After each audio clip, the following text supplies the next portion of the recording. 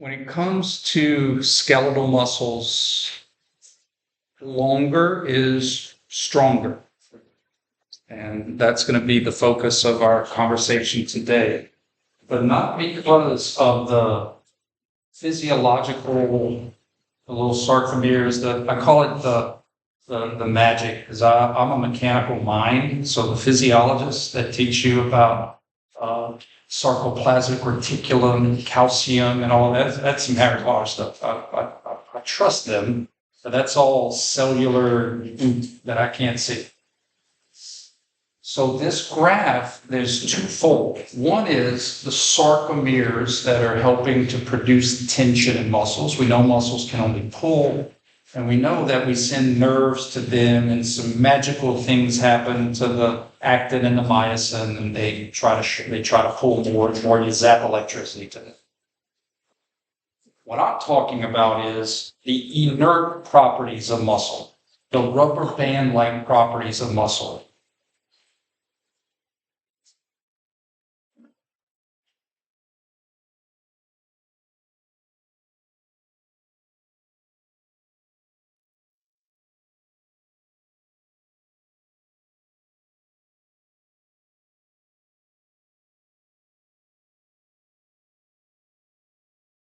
Rubber band-like properties of muscle that are inert, like therabands. You know, therabands? Therabands aren't going to shorten themselves. You can't zap a theraband with electricity and it shortens more. It only pulls more if it gets lengthened more. Does that make sense?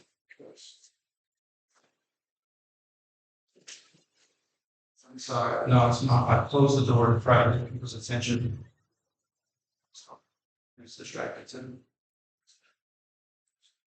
So you have properties of muscle that are what we call active.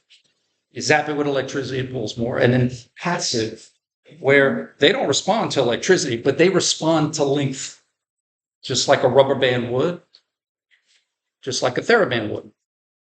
This graph represents the length tension relationship of the sarcomere, the contractile components, the active components. And that resting length, what is resting length? That's not halfway through a range of motion. Resting length is just the length a muscle has a majority of the time you're in anatomical position, practically anatomical position. Because that's the position, that's the length the muscle says, I need to be ready to do something. I don't want to have slack in it. You got to eat up that slack before you can practically move. So resting length of a muscle isn't based off of range of motion. It's literally just based off of the position that the muscle is in most of the time. In fact, if you sling a joint, which we don't like to do anymore, the reason we don't do that is because your muscle is like, oh, I'm on slack. I have no proprioception. I can't create tension. I'm going to eat myself up so that I can create a new resting length that I'm comfortable with. That's why when you get out of that sling, you're so stiff, because it literally created a new resting length. It ate itself in series. So we are not concerned with the actin and the myosin contribution of muscle pull. We want to look at the stretchy stuff, the passive, the inert. Someone ruptures a muscle, usually at the tendon. Delayed onset muscle soreness, usually at the musculotendinous juncture. Heck, even when you're sore inside of your muscle belly and they do a biopsy, they don't see broken myosin heads. You know what they see? Damage to stretchy stuff. Remember in biology, the epimysium, the perimysium, the endo, do you remember all that? Guys, that's just a continuation of the tendon that passes through the muscle. It's tendon material that just passes through the muscle and out the other end. There's stretchy stuff before the muscle belly, within the muscle belly, and after the muscle belly. Inert, stretchy, rubber band-like materials that don't respond to electricity, but they respond to length. We stretch them, they pull more. That's what this graph says. When a muscle lengthens beyond rest, so like my hamstrings, I don't feel them tight right now, but if I flex my hip, Kelly Clarkson. I feel that because I lengthen them beyond resting length, and look at my stretchy inner stuff shoot through the roof. And the overall muscle tension stays up, even though the active and passive tension goes down. That was from, you learned that in physiology. If you stretch a sarcomere, the active, the little myosin heads and stuff, if you stretch it beyond resting length, you have less actin-myosin interaction. Remember that? Pull it apart. There's less ores in the water. And if you shorten it, then they overlap and there's not optimal ores in the water. So from resting length, if we lengthen it or decrease it, the contractile components go down, but the stretchy stuff shoots up as we lengthen it from rest. That makes sense. It should make sense. If I have a rubber band, I forgot my TheraBand at home. So I'm going to use what I have. There's elastic properties here. If I lengthen it, it's going to pull more. And if I keep pulling it, it's going to pull more until right till you get to, it's like the critical length, the yield point, as we call it, and then it's going to fail. Okay? So here's the lesson of the day. We have some muscles that get stretched because of only moving one joint. Let's say a muscle like the iliopsoas, who just crosses the hip in the front. So if I want to stretch it, I extend the hip and I stretch the iliopsoas, and all good, no problem. But we have other muscles that cross multiple joints. The rectus femoris we learned as a hip flexor, but it goes on to cross the knee anteriorly, and it's a knee extensor. Hip flexor and knee extensor. So here's the lesson. If I wanted to stretch that muscle at the knee, I would flex the knee. But if I really wanted to stretch that muscle, not only would I flex the knee, I would extend the hip. And you know, when you just do this, I can't feel it. But when you do this, you're like, my leg feels like it's about to rip off. Because you're taking a biarticular muscle and you're lengthening it here and lengthening it there. So it makes sense that we need to recognize biarticular muscles, muscles that cross multiple joints for stretching purposes to isolate, right? If I really want to stretch that rectus, I need to know what it does at both joints. And then the second part of today's class is how we can use length tension understanding to increase or decrease contributions to muscles as my agonist. That's what we're going to learn about today. Okay. So you guys have practical knowledge. You have so much practical knowledge. Check this out.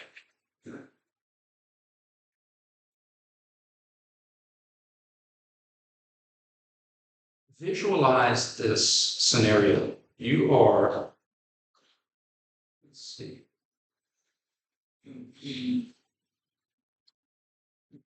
At least not the machine because it's kind of stuck in here.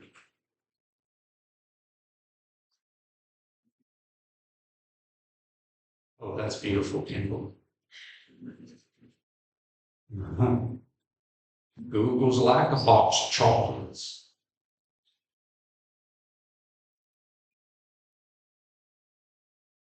There we go. Guys, you're going to have to, I say, trust me, I think you are going to understand what I'm trying to say. But let's say you're doing therapy. Gosh, it's like finding Waldo in your water. So you're doing therapy.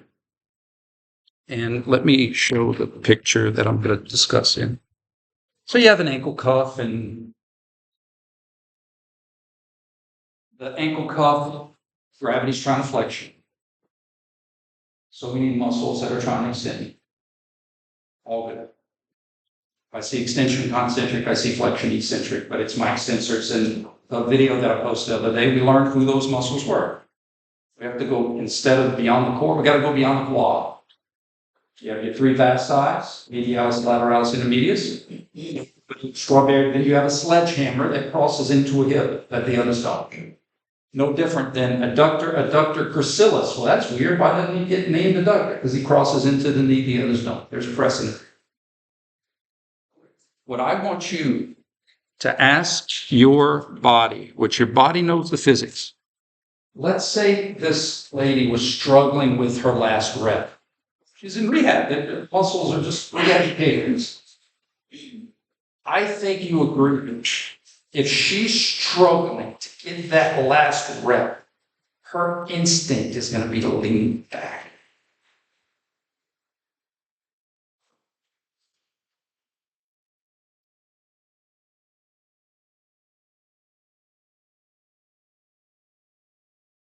Nothing but the best examples. So let's look at what's happening here. I need to get a little extra pull. Stretch. By extending my hip, I stretch the rectus at the hip, and therefore it's going to pull more on the other hip. In a flexed position, my rectus femoris is slacked at the hip. It's unflexed. So that muscle is going to be shortened. And thus, its pull on the other end won't be as optimal. So if I'm trying to get a little bit of extra juice on my knee, I would want to extend my hip, stretch it here so that it pulls more on the other. Does that make sense? What's the difference between seated calf raises and standing calf raises? Well, one emphasizes the soleus. Great. You know why that is? Because your gastroc crosses the knee. And so when you're seated, you put that muscle on slack. You lessen its pull at the other end. So other muscles have to take up that slack. So if you were trying to work your knee extensors, and specifically wanted to target the vasti muscles and de-emphasize the rectus, you want to be in a flexed position. But if you're like, you know what? I do want to incorporate the rectus. We need to get that muscle out of being in slack, and we want to extend it because it's going to contribute. So the lesson of today is twofold. How do we stretch multi-articular muscles, muscles that cross more than one joint? And the second thing is, how do we increase or decrease contributions to the group based off of joint position that affects multi-articular? Okay. The stretch one's super easy because all we have to do is say, how does that muscle pull at the hip? Which is what we've done for weeks now. And then the second question, well, how does it function at the knee? How does it function at the knee? How does it function at the ankle? How does it function at the hip? How does it function at the knee? So let's take a muscle like the biceps femoris. It's a hip extensor, true? So we want to make sure we flex the hip. It's a knee flexor. We want to make sure our knee is extended. Everybody stand up, if you're willing and able. This is only going to show my point, and I hope that you understand a little better so that you get this right on the test. All right, guys, this is what I want you to do. Rotate if you have to, but I want your legs to be locked out, knees extended, and I want you to flex your hips. And just go as far down as you can. Keep your knees straight until you feel a stretch. Now, me, when I feel a stretch, I feel nauseated. I hate stretch. Now, after you feel that stretch, notice that pain, notice that stretch, and then unlock your knees and you see immediately it goes away. True? You feel a stretch, you're like, oh my God, that's making me nauseated. Without moving your hips at all, you flex your knees and it goes away. Because you have a biarticular muscle that's an extensor at the hip and a flexor at the knee. And so if I'm flexing my hips, I'm stretching it at the hips. And if I flex the knee, I slack it at the knee. I take all that stretch out as soon as I flex my knee. Does that make sense? So if I'm trying to stretch these hamstring muscles optimally, I want to make sure my knees are extended because they're knee flexors. And then I want to make sure I flex my hips because they're hip extensors. That's the stretching part of biarticular muscles. Now it's not just focusing on one joint. Sometimes we have to focus on multiple joints. Okay, have a seat. Is that helpful when we do those? All right. The second point of today's lecture is how can we emphasize or de-emphasize muscles as contributing to agonistic work? So let's see if I can write this up.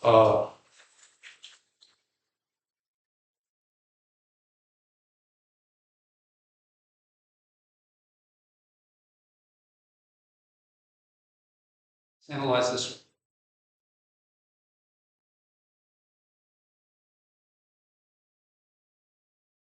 Also 310, that's one. Jean Claude, and then you see that split, and you go, bang, dang. That was a joke. Tough cracker. Guys, can you help me find Waldo?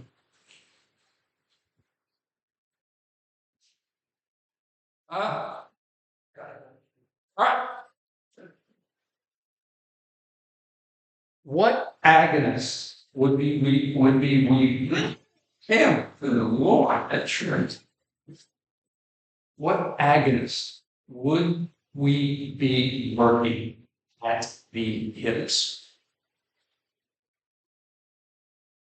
Hip flexors or hip extensors? Good. Those muscles are gluteus maximus, semimembranosus, tendinosus, biceps femoris. Here's where we're taking our last leap into the rabbit hole. Of those 4 hip extensors, 3 of them, biceps femoris, long head. Of those 4, 3 cross the knee joint. Hip extensors, knee flexors. So what I'm trying to show you is this. Let's say this is my hamstrings. Semimembranosus, tendinosus, biceps femoris, long head. This whole thing represents those 3. What I'm trying to show you is that if I flex my knee, they can't pull as optimally at the hip. We established that. I feel a lot of pull. I don't feel a lot of pull. Not because of the contractile stuff, because of the rubber band properties of the muscle. If we're doing a certain amount of weight and these muscles can't contribute as much, some other muscle has to take up that slack. Some other muscle that's not affected by the knee joint. I don't care what the knee does. I don't cross the knee. All I care about is the hip. So if the hamstrings are slacked at the knee, the gluteus maximus has to work more to do the same amount of work. Does that make sense? That is important. That's why this exercise is great for your butt. Because your gluteus maximus has to take up the slack for those hamstrings that are slacked at the knee. Does that make sense? When we get into the ankle, we're going to do the seated calf raise, and it's the same concept. The reason the seated calf raise emphasizes the soleus is because the gastroc, your gastrocnemius, crosses your knee. It's a knee flexor. So when you're seated, it's on slack at the knee. It would look like this. And so therefore, it's not pulling as much at the ankle. It's not to say it's not pulling at all. It's just not pulling as much as it can. It's on slack. It's like it has one hand tied behind its back. It's still contributing. But if you would extend the knee, then it's like, oh, sweet, I can really give more optimal contribution.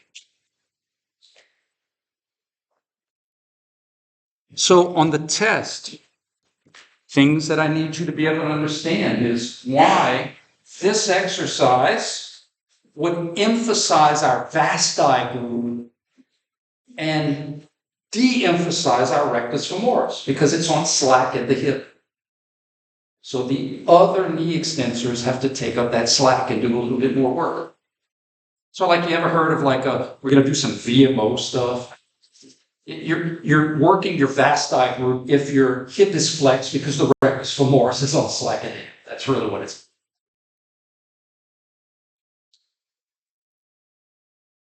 Now, your body has a very cool way. God, it's so cool. Let's go back to that length tension.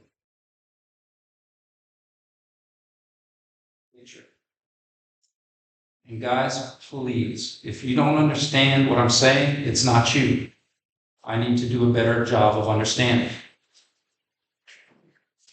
If we are lower extremity, what's the world record more, a squat or a bench press? Got some big old powerful muscles.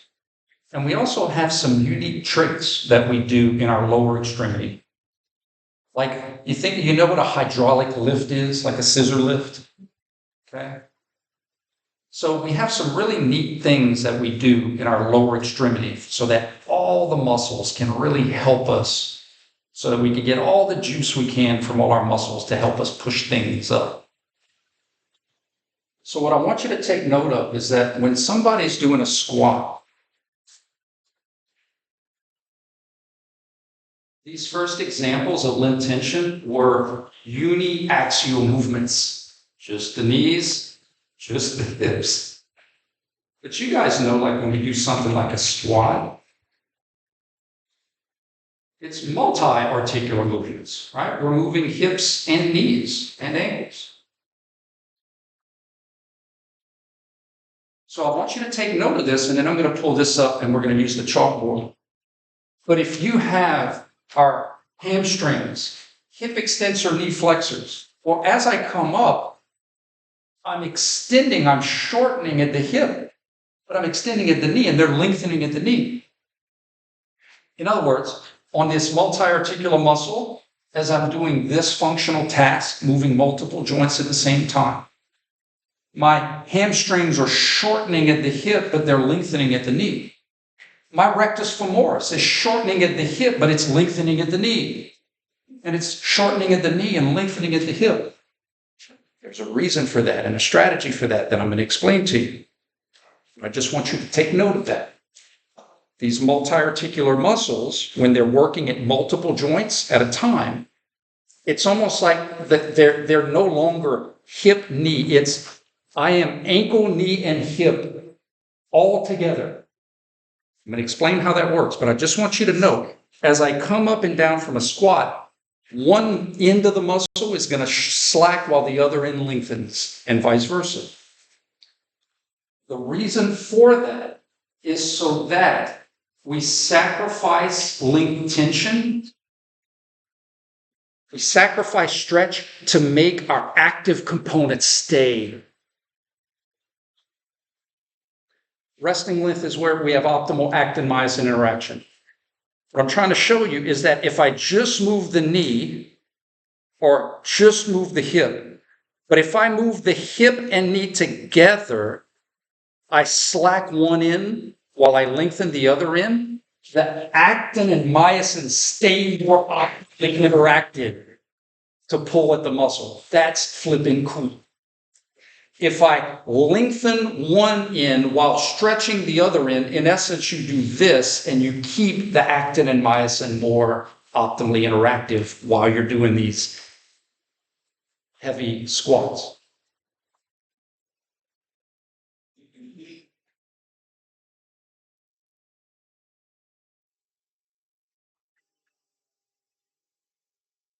Not all the way down. We're going to go down.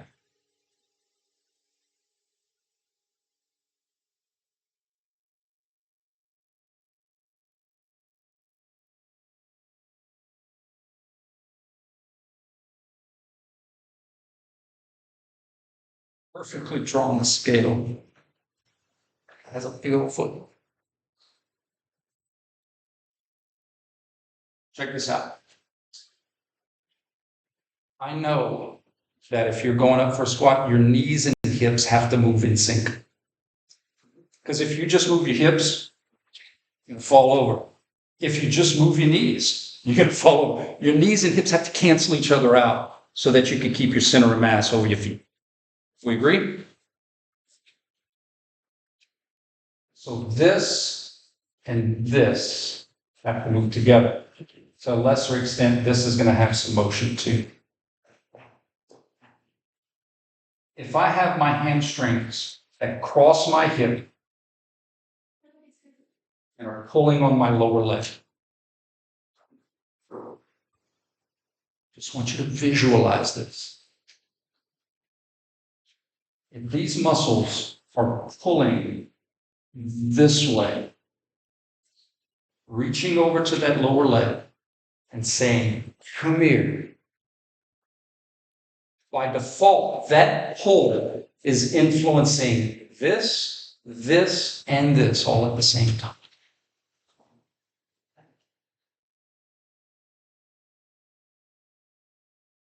It's pretty cool. So in other words, these hip extensors are still pulling in a direction of hip extension, but in doing so, it's also pulling the lower leg. Indirectly, it's helping with the knee extension. You guys have been introduced to this where ACL tears, there's anterior draw of the lower leg, and you need your hamstrings to check that lower leg so you don't have that anterior draw. That's the stability component. But there's also a rotational component. Literally, the importance of these hamstrings is to want to cause this, this, and this at the same time in closed chain. It's pretty cool. Wait, there's more. If somebody was doing a squat, and let's say they were struggling to go up, you could spot them by going and lifting them up. Or you know what else you could do? You could go in the front and push on their kneecaps. And that would, like, just visualize, like you help push on their kneecaps and it would help get them up. So what the quadricep muscle does, like a bowstring. A bowstring is, the string is pulling, but it's actually pushing on the knot of the arrow. The bowstring itself is pushing the arrow forward. Do we agree on that? The string is pulling, but the actual articulation is pushing the arrow forward. So you have a patella bone that has a string or tendon below it, we call that the patella tendon, and a string above it, we call that the quad tendon. And these bowstrings are pulling the arrow into the femur.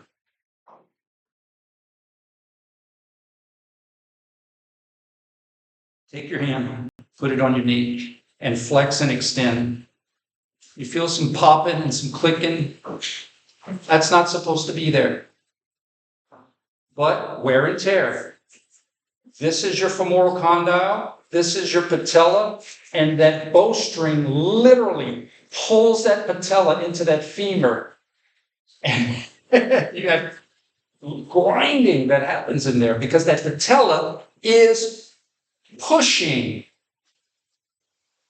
your knee into extension. Muscles can only pull, but muscles are pulling on bones, and bones can sure as heck push. My hand is pushing against the chalkboard, but it's because muscles are pulling on my bones. Muscles can only pull, but they pull on bones that can push.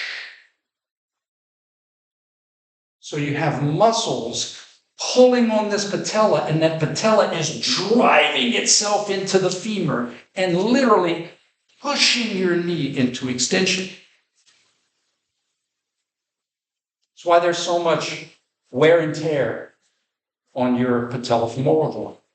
Makes sense. That's compression and then motion. That's a lot of friction. And we try to minimize that with hyaline cartilage and synovial fluid, but how many of these do you take before you finally wear it away? My point is, getting to the point, your rectus femoris, as you go up on the squat, it's going to shorten at the knee, but it's going to lengthen at the hip. That's okay. Because what we want is we want to keep the actin and the myosin, the active components, more optimally interlocked. So as we lengthen one end, we're shortening the other end, and that link tension curve stays more in the flat line red. I know that may be a hard concept to understand. What I'm trying to get you to see is that when we have simultaneous motion in multiple joints, and when we're doing squats and presses, that's heavy weights. And a lot of that work is going to be neural recruitment of the actin and the myosin stuff. Well, link tension says if I have a muscle and I shorten it from resting, I'm not going to have optimal pull. And if I lengthen it from resting, I'm not going to have optimal pull.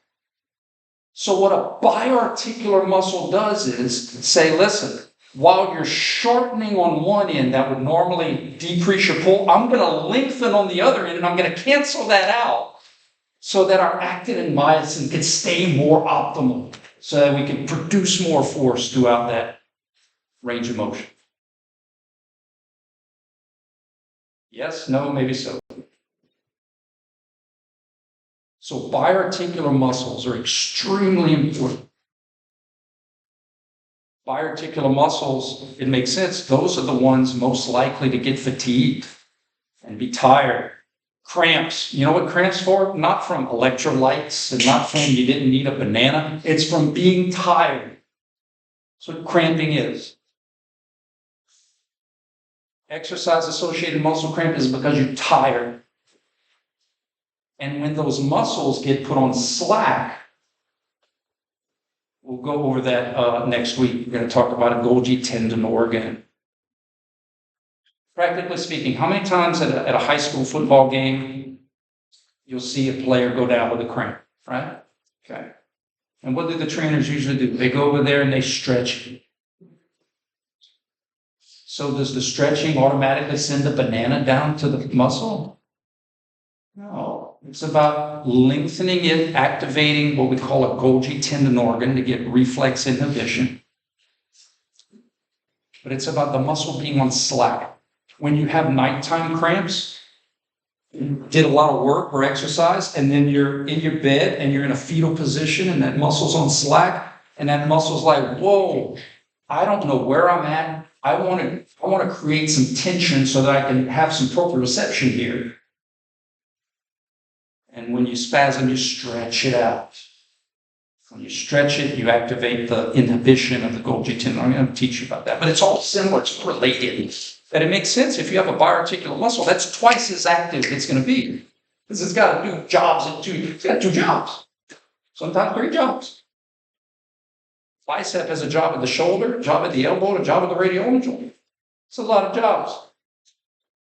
And those jobs, those make those muscles more prone to fatigue and weakness. Yes, ma'am? So for stretching, it's optimal to have them both be lengthened at the same time. But in a movement, like a squat, it's more optimal to have one shortened and one. What a great question. So for stretching, it's optimal to lengthen them at both ends, correct? In the squat, the sacrifice, it's not even about sacrificing, it's muscles can only pull, but bones can push. If I'm doing a squat, I am linearly pushing my feet into the ground.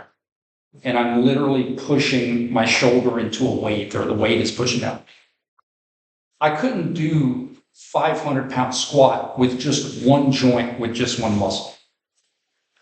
I need multiple muscles. In addition, I want to have this mechanism of pull to push. Has anybody ever noticed you can push more, like bench press and squat, than you can pull? You know, like doing pull down movements, you don't feel as strong as when you're doing pushing motions.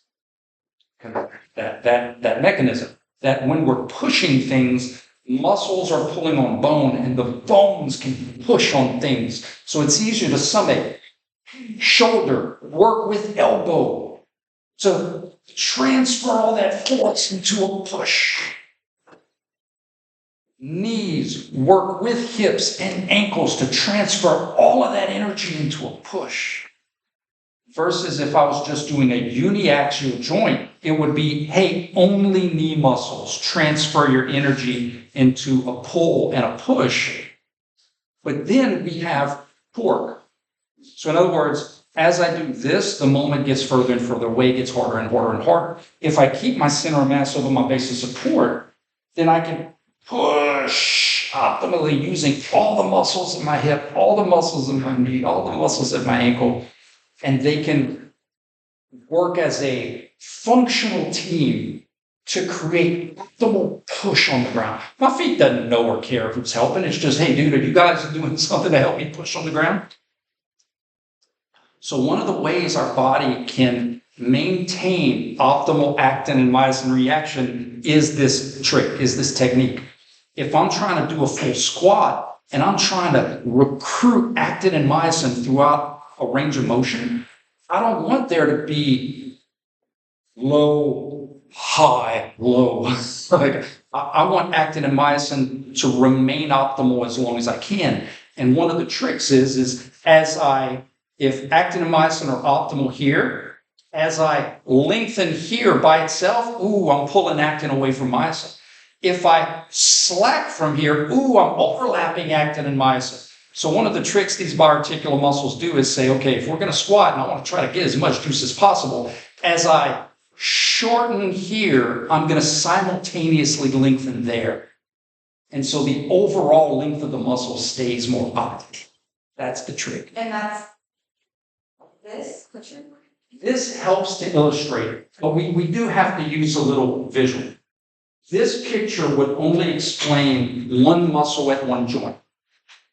This muscle would explain my rectus at the hip as I lengthen it, as I shorten it.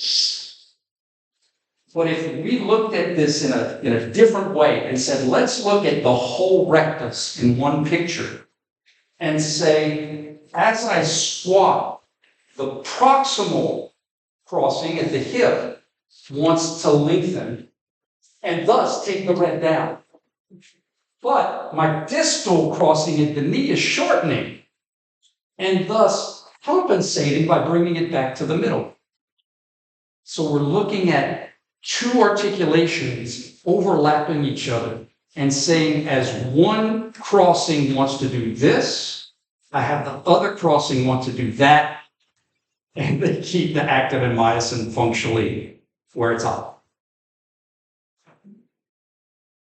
That's cool. That's really cool. So what? So what we need to make sure we know is that when we go into multi-articular muscles, especially in lower extremity, we don't have that as much of that issue upper extremity because we don't lift as much. Our lower extremity have to be some powerhouses. To jump, to run, push. So the link tension concept is much more important down here than it is up here. This is more for dexterity and moving things fast. But we do have to be aware, muscles that cross multiple joints so that we know how to optimally stretch them. Let's give another example, the gracilis. Why would you ever want to stretch your gracilis? Well, I don't know. What if your gracilis is strained or hurt or weak? I mean, It's like having a car with a lot of different parts. Any one of those parts there's something wrong with it. And so if you're trying to stretch a tight gracilis, well, what does it do? It's a hip adductor, but it's also a knee flexor. So I want to make sure my knee is extended, and I want to make sure my hip is adducted. That's all I'm saying. That if you're trying to stretch the gracilis, you don't want to have your knee flexed. That's all I'm trying to emphasize. If you're trying to stretch the adductor group, put that gracilis on slack. Get it out of the way. What do I mean by that? I'm going to use an example you guys are familiar with. I want to stretch hip extensors. Well, which ones? Hamstrings. Okay, great. You want to make sure your knees are extended. And I go down and I have so much flexion. I go, oh yeah, I really feel that. But you know who's not getting an optimal stretch? My gluteus maximus. Because my hamstrings are my limiting factor to my hip motion. So the gluteus maximus is like, I don't feel anything. So what do? You know this. This was back in my day, there was a movie called Friday. You know this, man. So what do? If we want to get the glute, we want to get the butt, we want to put our knee on slack and do something like this.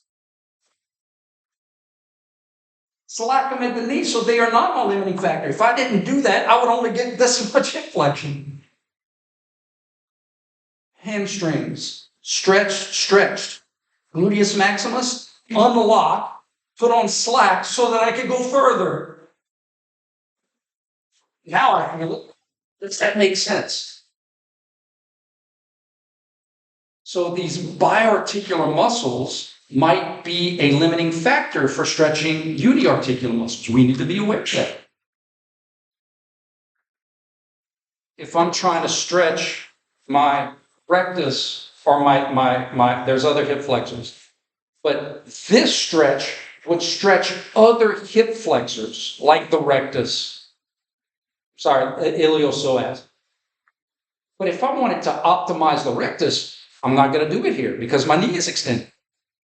You felt this, you know this, that this is a whole different, not it's the different, it's just now getting a stretch at both ends.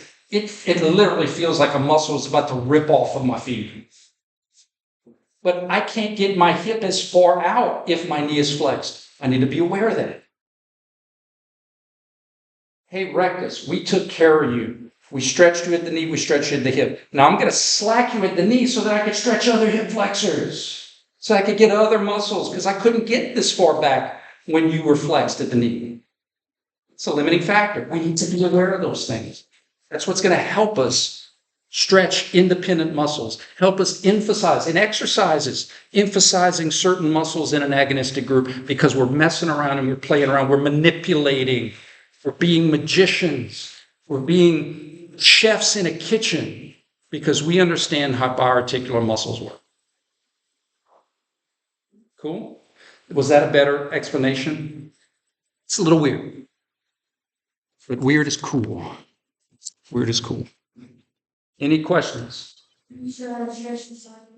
Sartorius. Absolutely. So, first thing we want to say is, what does it do? So, at the hip, I told you guys, it's a flexor, right? It's a flexion puller. And at the knee, it's also a flexion puller, right? So it's a hip flexor, knee flexor. So we want to make sure the knee is extended, and we want to make sure that the hip is extended. So this would be a good example. If I actually flexed my knee, I wouldn't be stretching the sartorius because it would be slacked at the knee, and my rectus would be limiting how much extension I could get. So if it was a sartorius issue, like in a Taylor's muscle contracture, I want to make sure that my knee is extended, and I want to make sure my hip is extended. Make sense?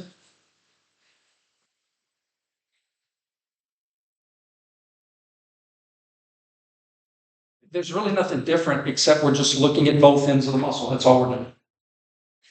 How does it pull here, and how does it pull here? And I need to take both of those into consideration. It's the only difference. Any other questions? Those are great questions. All right, guys, we'll see you Friday. I'm doing, just in case anybody needs service hours, I'm calling an auction tomorrow for a military veterans charity at Topgolf. So if anybody wants to help me, you could help me spot or help me display items. But if anybody wants to get some service and y'all want to come to Topgolf, y'all let me know.